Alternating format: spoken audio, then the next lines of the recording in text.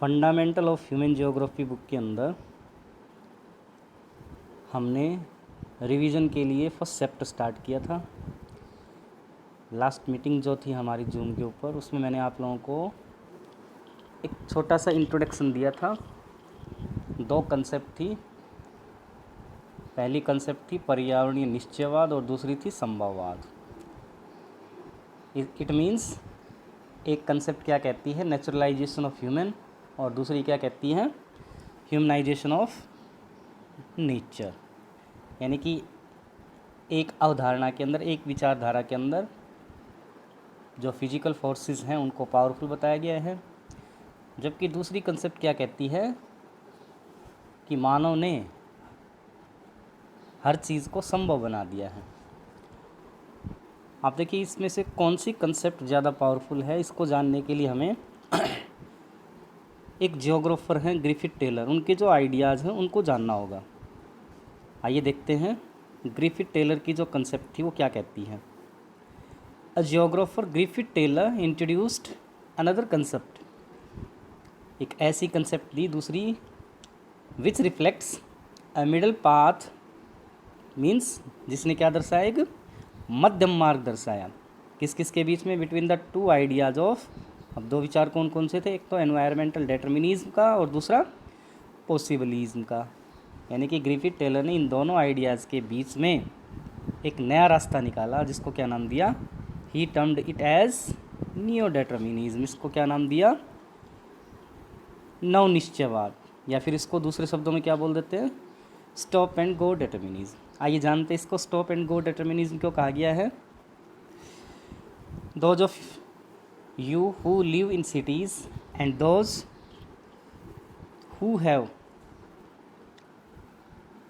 visited a city might have seen that traffic is regulated by lights on the crossroad। आपने देखा होगा चौराहों पर जो ट्रैफिक है, यातायात है, उसको किसके ज़रिए कंट्रोल किया जाता है, रेगुलेट किया जाता है, लाइट्स के ज़रिए। अब मीनिंग आप लोगों को पता ही है, रेड लाइट का मीनिंग क्या होता है, रुकिए।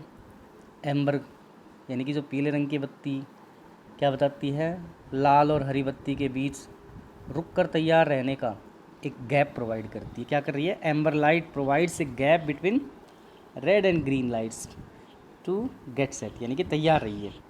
And green light means go, जबकि हरी बत्ती का मतलब क्या है, चलिए या जाइए। अब इसी आइडियोलॉजी को उन्होंने, यानी कि इसी आइडिया को उन्होंने अपनी जो थ्योरी थी उसके अंदर इम्प्लीमेंट किया।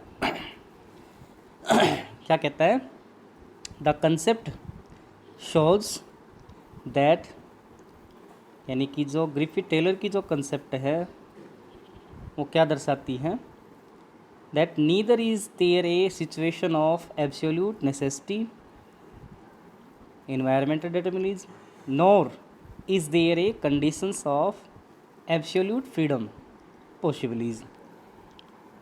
मतलब क्या है इसका, ये जो कंसेप्ट है ये बताती है कि यहाँ नितांत आवश्यकता की जो स्थिति है, एक्सट्रीम जो आवश्यकता है उसकी जो कंडीशन है, जिसको क्या कहा गया है, पर्यावरण निश्चयवाद, और न ही नितांत स्वतंत्रता की दशा है।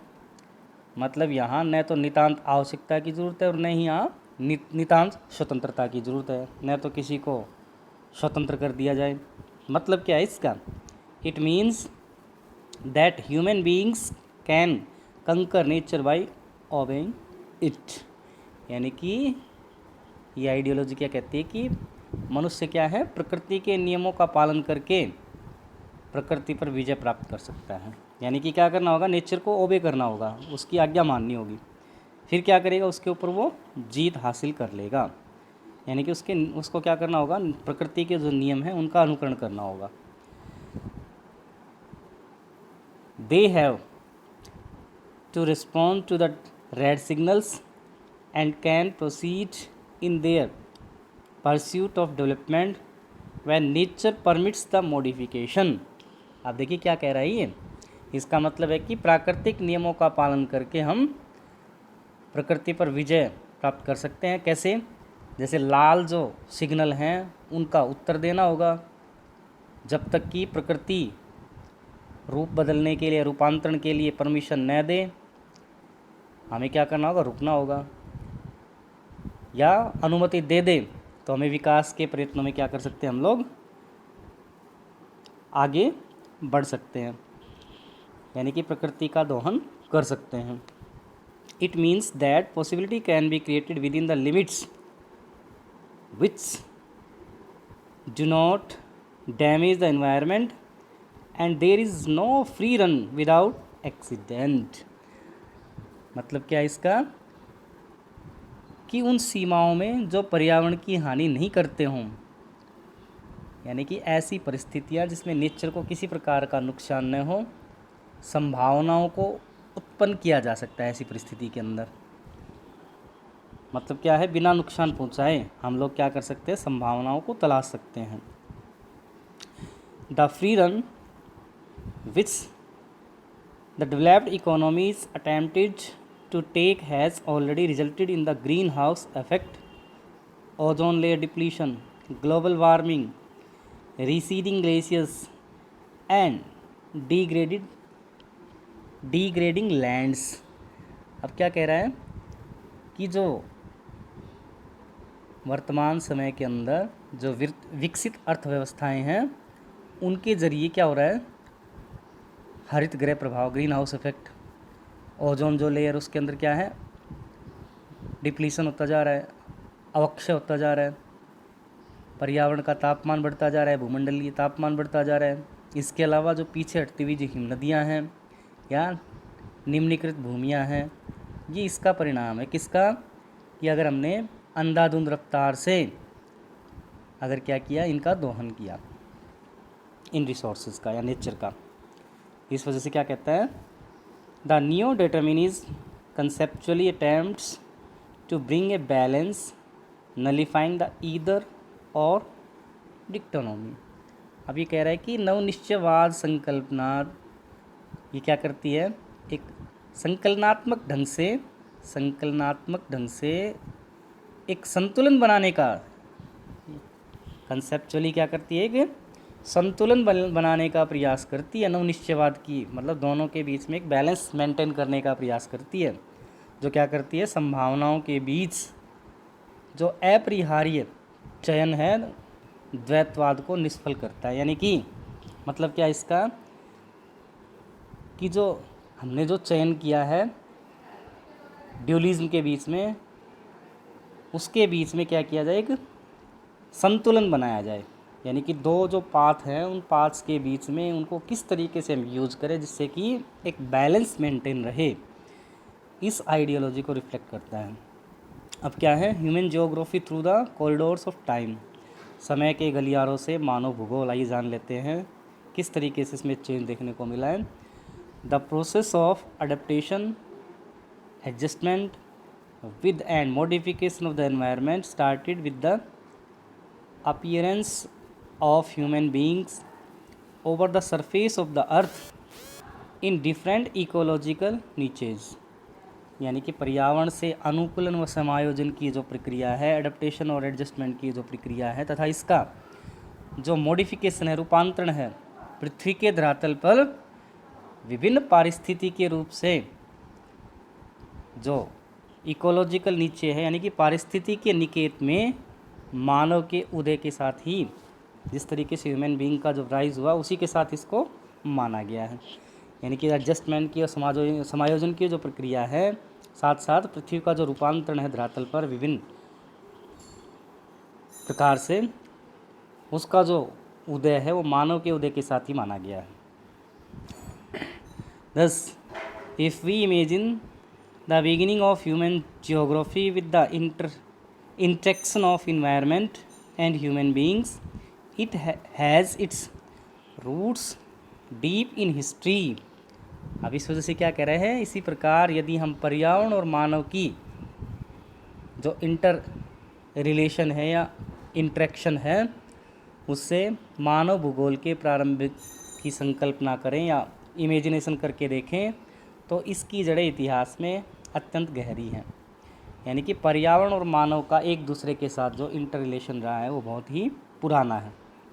इतिहास के गर्भ में। Thus the concerns of human geography have a long temporal quantum continuum though the approaches to articulate them have changed over time. अब कह रहा है कि मानव भूगोल के विषयों में एक दीर्घकालिक सातत्य पाया जाता है, यानी कि जो ये दर्शाया है ना कंटिन्यूम, इसका मतलब है कंटिन्यूस, आपस में जो रिलेशन है उसको दर्शाता है। फिर भी क्या कह रहा है, though the approaches to articulate them have changed over time, यद्यपि समय के साथ इसे सुस्पष्ट करने वाले जो अप्रोचेज हैं, उपागम हैं, उनमें भी परिवर्तन आया है। दिस डायनामिज्म, इस प्रकार की जो गति है या जो बदलाव है, परिवर्तन है, क्या कहता है इसके बारे में, dynamism approaches and trust shows the vibrant nature of the discipline, यानी कि उपागम के अंदर ये जो गति है, ये गत्यात्मकता है, विषय की जो परिवर्तनशील प्रकृति उसको दर्शाती है, यानी कि विषय का जो परिवर्तनशील एक आइडिया है उसको ये रिफ्लेक्ट करता है। Earlier there was little interaction between different societies and the knowledge about each other was limited. अब पहले क्या कह रहा है, विभिन्न समाजों के बीच में ये जो इंटर रिलेशन था ये न के बराबर था, और एक दूसरे के बारे में इनको ज्ञान भी क्या था, बहुत ही सीमित था। ट्रैवलर्स एंड एक्सप्लोरर्स यूज्ड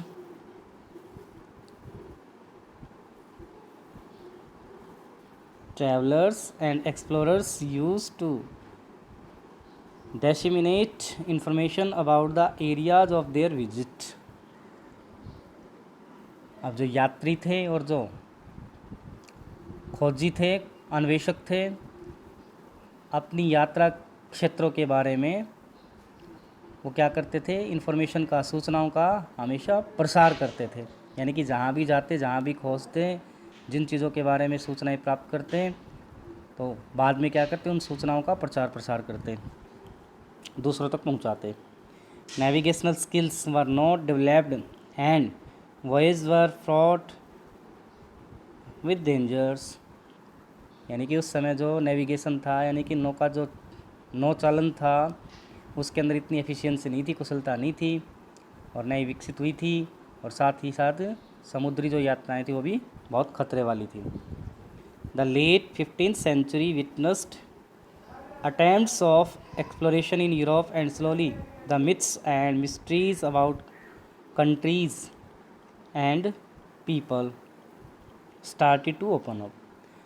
अब ये कह रहा है कि 15वीं शताब्दी के अंत में यूरोप में बहुत सारे खोज हुए, अन्वेषण हुए, उनके प्रयास हुए, और धीरे धीरे देशों और लोगों के विषय में जो मिथ्स थे, जो रहस्य थे, वो खुलने शुरू हो गए। The colonial period provided impetus to further exploration in order to access the resources of the regions and to obtain inventorize information।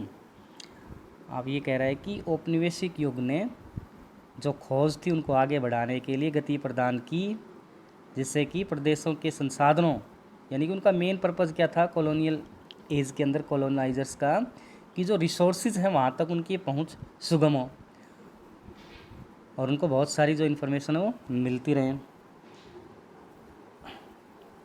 Purpose एक ही था, रिसोर्सेज के बारे में जानना। The intentions here is not to present an in depth historical accounts but to make you aware of the processes of study development of human geography. अब यहाँ मतलब क्या है, गहन ऐतिहासिक विवरण प्रस्तुत करने का नहीं है यहाँ कोई मतलब, केवल आपको मानव भूगोल के क्रमिक विकास की जो प्रक्रियाएं हैं उनके बारे में आपको अवगत कराना है, किस तरीके से क्रम से उनका विकास हुआ। आपको जो ऐतिहासिक जो विवरण है उनकी जानकारी की आवश्यकता नहीं है, आपको ये जानना है किस तरीके से यहाँ विकास हुआ और किस क्रम में यहाँ विकास हुआ। अब एक टेबल भी दी गई है। Table 1.1 will introduce you to the broad stage and thrust of human geography as a sub field of geography, यानी कि ये जो तालिका है इस 1.1 आपको भूगोल के जो उपक्षेत्र के रूप में मानव भूगोल की विस्तृत जो स्टेजेस हैं, अवस्थाएं हैं, उनसे परिचय करवाएगी। अब देखिए कुछ एक आइडियोलॉजी और दी गई है, कुछ स्कूल्स के बारे में इंट्रोड्यूस किया गया, कुछ जो शाखाएं थी या विचारधाराएं थी। सबसे पहले क्या है, वेलफेयर और ह्यूमनिस्टिक स्कूल, यानी कि जो मानव भूगोल की जो कल्याणपरक या मानवतावादी विचारधारा है, वाज मेनली कंसर्न, याद कर लीजिए इसको, 1 नंबर के अंदर पूछ लिया जाता है, concern with the different aspect of social well being of the people, यानी कि ये जो विचारधारा है इसका मुख्यतः लोगों के सामाजिक कल्याण के विभिन्न पक्षों से मतलब था। सोशल वेलबींग के बारे में सोचती थी। कौन सी थ्योरी? Humanistic school. वेलफेयर और ह्यूमनिस्टिक जो स्कूल था वो सोशो वेलबींग के बारे में सोचता है। These included aspects such as housing, health and education, यानी कि ये जो विचारधारा है इसमें मेनली जो हाउसिंग है, आवास है, स्वास्थ्य है और शिक्षा है, इस प्रकार के महत्वपूर्ण पक्ष शामिल थे। Geographers have already introduced a paper as geography of social wellbeing in the post graduation curriculum. अब कह रहा है कि जो भूगोलवेत्ताओं ने पहले से ही ग्रेजुएशन के जो या जो स्नातकोत्तर के पोस्ट ग्रेजुएशन के जो सब्जेक्ट थे, स्नातकोत्तर पाठ्यक्रम जो थे, उनमें सामाजिक कल्याण के रूप में भूगोल का एक कोर्स आरंभ कर दिया था। ये तो कौन सी है? वेलफेयर और ह्यूमनिस्टिक स्कूल। उसके बाद नेक्स्ट देखिए, रेडिकल स्कूल क्या कहता है, यानी कि जो आमूलवादी विचारधारा है वो क्या कहती है। Radical schools thought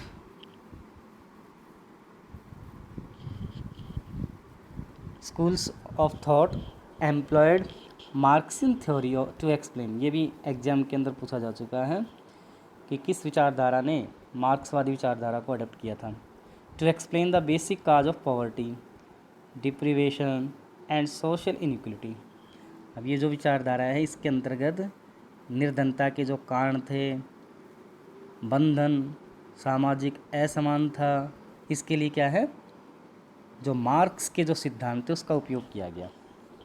contemporary social problems were related to the development of capitalism. साथ साथ क्या कहता है, समकालीन सामाजिक समस्याओं का जो संबंध था, यानी कि उस समय समाज के अंदर जो समस्याएं बनी उनका जो संबंध था पूंजीवाद के विकास से जुड़ा हुआ था। तो जो कैपिटलिज्म का जिक्र किया गया है या मार्क्सियन जो थ्योरी है वो रेडिकल स्कूल ऑफ थॉट ने अडॉप्ट किया। उसके बाद बिहेवियरल स्कूल क्या कहता है, इसके बारे में और जान लीजिए। व्यवहारवादी क्या कहते थे, व्यवहारवादी विचारधारा ने क्या कहा, school of thought laid great emphasis on live experienced and also on perceptions of space by social categories based on ethnicity, race and religion etcetera. यानी कि जो व्यवहारवादी विचारधारा ने प्रत्यक्ष अनुभव के साथ साथ मानव जातीयता, प्रजाति, धर्म इत्यादि पर आधारित जो सामाजिक जो वर्ग थे उनके दिक्काल बोध पर ज़्यादा जोर दिया है। तो इस तरीके से हमने अलग अलग जो स्कूल्स थे उनके बारे में जाना, अलग अलग जो विचारधाराएं थी उन विचारधाराओं के अकॉर्डिंग हमने ये पता किया कि किस विचारधारा ने भूगोल के किस पक्ष पे अपना जोर डाला है। अ फील्ड एंड सब फील्ड्स ऑफ ह्यूमन जियोग्राफी, मानव भूगोल के क्षेत्र और उपक्षेत्र कौन कौन से हैं। चलिए शुरू करते हैं। Human geography as you have seen attempts to explain the relationship between all, यानी कि एक एक्सप्लेन करने का प्रयास करती है ह्यूमन जियोग्राफी जो रिलेशनशिप है किन किन के बीच में, between all elements of human life and the space they occur over, मानव जीवन के सभी तत्वों तथा अंतराल जिनके अंतर्गत वे घटित होते हैं उनके मध्य संबंध स्थापित करने की या व्याख्या करने का प्रयास करती है human geography. Thus, human geography assumes a highly interdisciplinary nature। इस वजह से क्या कहा गया है, मानव भूगोल की प्रकृति अत्यधिक क्या है, इंटरडिसिप्लिनरी है, यानी कि अंतर विषयक है।